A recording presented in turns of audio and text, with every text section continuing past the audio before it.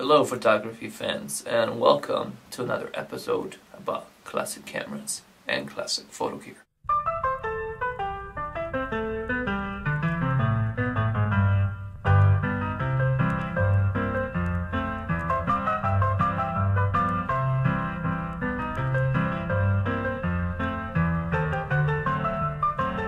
In today's episode, we're going to be talking about my darkroom. We're going to be talking about what equipment I have, where I keep it all, and where to get it. Stay tuned.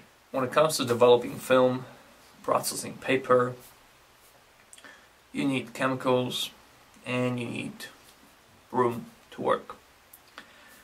What I'm using is our bathroom, and this is roughly 6 feet by 6 feet, maybe 7 feet by 7 feet, but it's got junk in it, like unnecessary stuff like sink and tub and toilet. Who needs that stuff? But wife said we gotta have it, so we have it. Well, we have to work around that. We have two bathrooms, but I use one to record videos and to process my film. And since both bathrooms are used, I have to clean after myself, and I cannot leave chemicals just randomly sitting around, because that just wouldn't be good for our health or anybody's health for that matter. So I keep the chemicals, dry powders, fresh unopened concentrates. I keep them in a big old bin, and I'm gonna show you. And basically all fits into roughly about 20 by 15 by 15 bin, plastic bin. Fits nicely. And on top of that, you're gonna need some kind of changing bag, because my bathroom is not super light tight, and you're gonna need an El Cheapo red light and some kind of El Cheapo timer if you need timer. When it comes to Enlarger, I found one really cheap, $160 in mint condition. It's a Bessler 23. Came with all the junk, all the filters, all the film holders, up to 6 by 7 centimeter. So let's let me bring the stuff out, and I'll show you what I have and why I use what I use, and hopefully that will get you started with your own bathroom slash darkroom, because not everybody, especially me, I don't have a basement where I can build a darkroom where only I can access. I have to live around what I have, and like I say to people, that if you're really into developing film and processing paper, processing film, you're gonna find a way around your constraints. If you have a small room or small bathroom, and not everybody lives in huge houses where they have basements open for themselves. Not everybody has 50 bedrooms or bathrooms around their house. Not everybody has even 2 bathrooms. I used to live in a place where we had only one bathroom, and I developed film there. I mean, kids went to bed, I developed my film, processed my paper sometimes, and cleaned after myself. And next day, like, nothing ever happened. So let me bring my stuff and let's go over the chemicals and other bits. So this is my setup. This is my entire setup for developing my films, for processing papers, for alternative processing as well. If you're just gonna do black and white film, you're probably gonna fit everything in half of this. That's where I originally started. Small bin, half the size, and actually it started in a cardboard box, but then I kind of advanced into this plastic bin. I'm not a person that wants to spend thousands or even hundreds of dollars for fancy equipment, but where you need to spend money, you need to spend money. And I'm gonna go over that now. So my bin, as you can see, it's a very large bin, about 20 by 15 by 15 tall. And here's what it houses. It houses a box of gloves. You need gloves. It houses a cord, a piece of 20 gauge wire with some paper clip, cloth pins attached to it. And it houses a bag. And that bag consists of a whole bunch of random plastic bottles. Not beakers, not glass beakers, but plastic bottles with these are actually spray bottles, which I cut up the top of them, and I just use that as a measuring beakers to pour chemicals directly into developing tanks, and to either put them in an ice bath to bring them down to temperature, or put them in hot water to bring them up to temperature. I also have a 35 milliliter syringe. That's for drawing concentrate from Rotenol, and that works very well.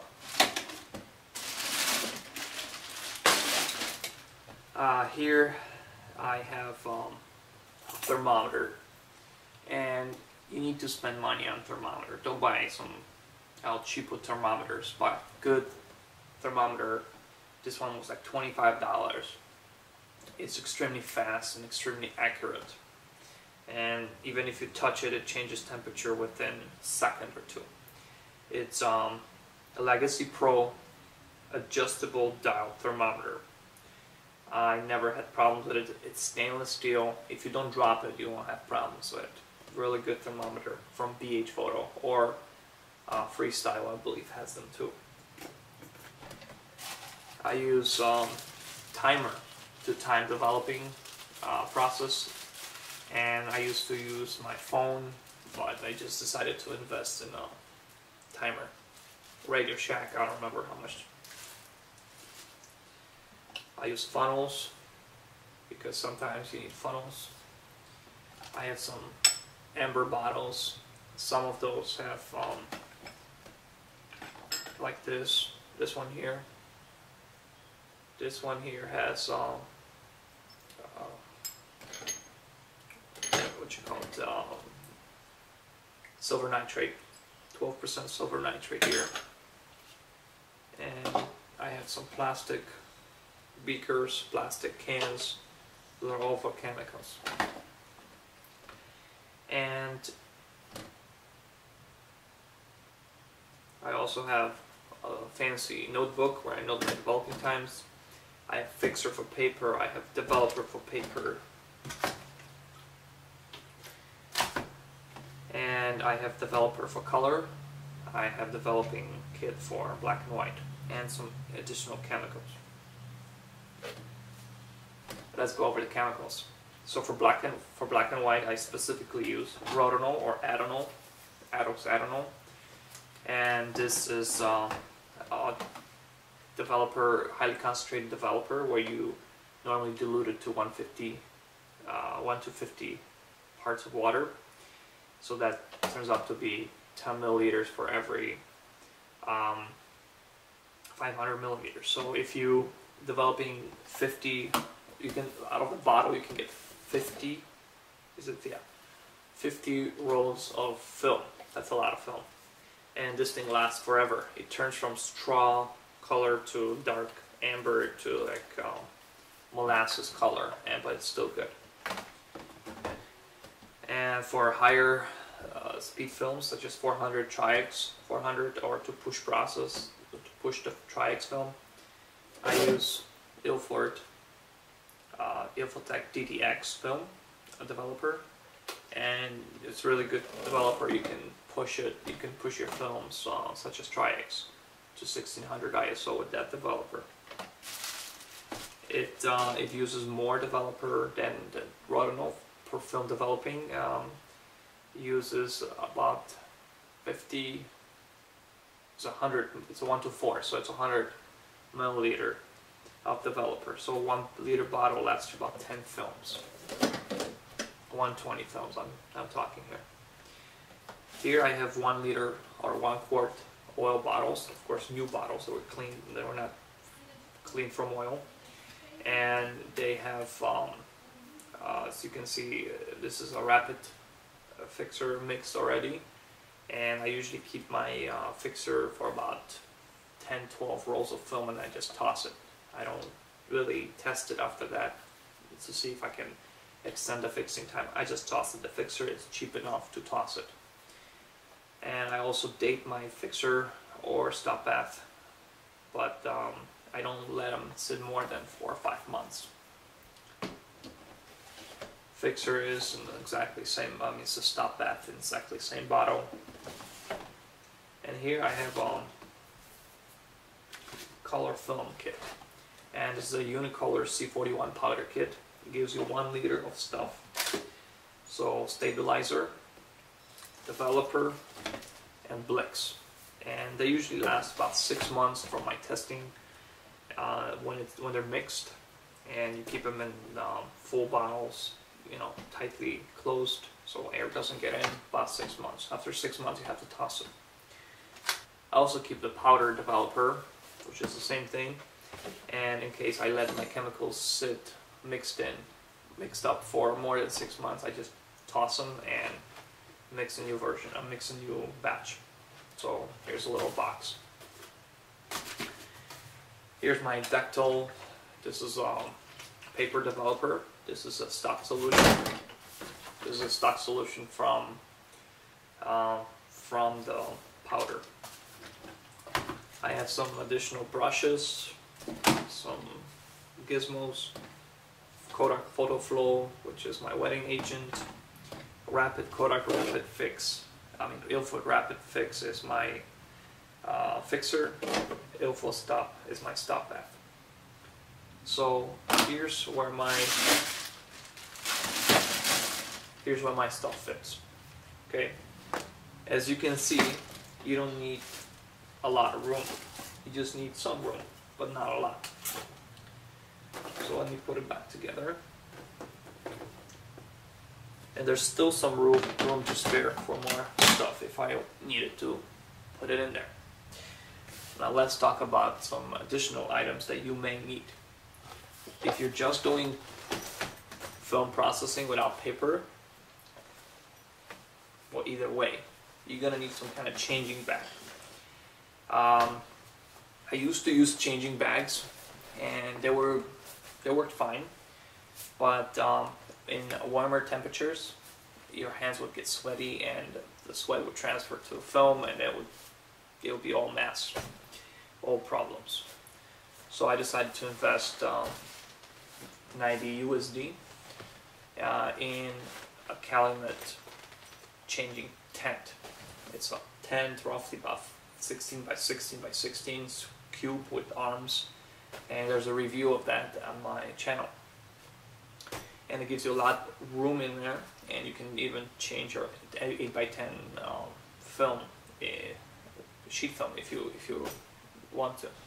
But I mostly use it for changing, loading film into Patterson tanks, which I forgot also sit here. I got 2 of those. One is for 120, or one is for black and white, and one is for color, because I like to separate those. So my Calumet bag is here, and here I have 5 by 7 developing trays for paper and for other alternative processing. 3 tongs, 3 trays. I have a big old tray. This tray is mainly for washing. And I have my homemade UV light, but that's for weird processes, and that's nothing to do with developing film. And I also have 11 by 14 Yankee, I believe it's called Yankee company, developing trays. Also 3 of those. I have them in my cabinet where I keep my cameras, because I could easily put them here, but I don't like my stuff getting, like these trays, I don't like them getting full of dust, or just in case they would. They probably don't. Nope, they're pretty clean. So that's it. That's pretty much all you need to get you started in black and white film developing with real chemicals. I'm not talking about caffeinol. I'm not talking about some horse urine stuff that you can, because you can develop film in horse urine. It takes about an hour. But you need, I would say you need about $100 to get you started with basic chemicals, good thermometer, good timer, changing bag or changing tent, and that will get you going with your black and white film developing. Of course, if you're gonna go buy a scanner, that's additional cost. I originally started with Epson V500, an extremely good scanner for beginner or even for advanced photographers. What I needed though is to scan 4x5, and I needed a scanner for that, and I also needed a scanner that would take more 120 frames than just 2 that my V500 would take. So I sold the V500, and tell you what, you can buy them really cheap. You can buy them for $120. I just currently got a V700, and that one works extremely well. It's a bigger scanner, but it works great. So let me put this back, and let me take you to see the Enlarger, and you'll see what I got for $160. I had to drive to get it, about 50 miles both ways, but hey, it was worth it. Alright, so this is my bestseller 23C2. It's an Enlarger that I got for $160. Off a lady who was a professional photographer. She switched to digital. So very good deal, very good condition. I believe she changed bells, or she had the bells changed. And she gave me this Maggiano bag with it. She gave me the magnifying loupe, grain, to check the grain sharpness. It came with a timer that you can hook up with Enlarger. It came with 11x14, a little dusty. Came with 11x14 CoStar easel to mount your papers, and came with 2 Nikkor lenses. It came with 80mm. It came with 50mm. Came with a whole bunch of stuff: filters, masks, wands for dodging and burning that she made herself. Really good Enlarger, works great. So this, if you were to start developing and printing in your own bathroom or home darkroom, you definitely need Enlarger. You may not need this, I consider a fancy one, but you may need some kind of Enlarger depending what size prints you're gonna do and what format film. So that's it, folks. Next video I will take you over my perversion, how it started, where it started, and where it took me now. So stay tuned, make sure you keep shooting film and keep the film alive.